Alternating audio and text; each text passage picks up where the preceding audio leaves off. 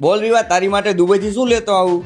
મમ્મા ગોળ લેતા જો ગોળ. ભાવ સાંભળ્યો જ ગોલ્ડ નો?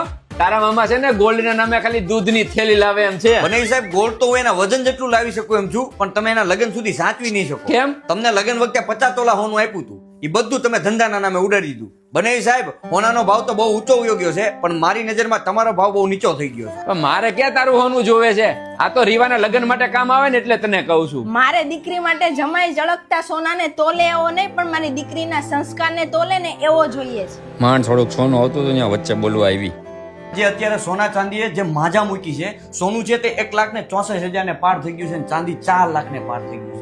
એ બાપ જે પેટે પાટા બાંધીને સાહેબ આખી જિંદગી પોતાની એમાં કાઢી નાખે છે, પોતાના દીકરા કે દીકરી માટે થઈને સોનું કરવા માટે થઈ, એ દીકરા કે દીકરી માટે 1 તોલા સોનું નથી કરાવી શકતો સાહેબ.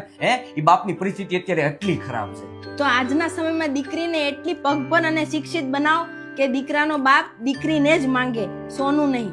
એટલા માટે જ કહું છું સાહેબ કે આ વિડીયોને બને એટલો હરેક સમાજના જાગૃત વ્યક્તિને મોકલો, જેનાથી સમાજની અંદર કોઈ કાયદો બને.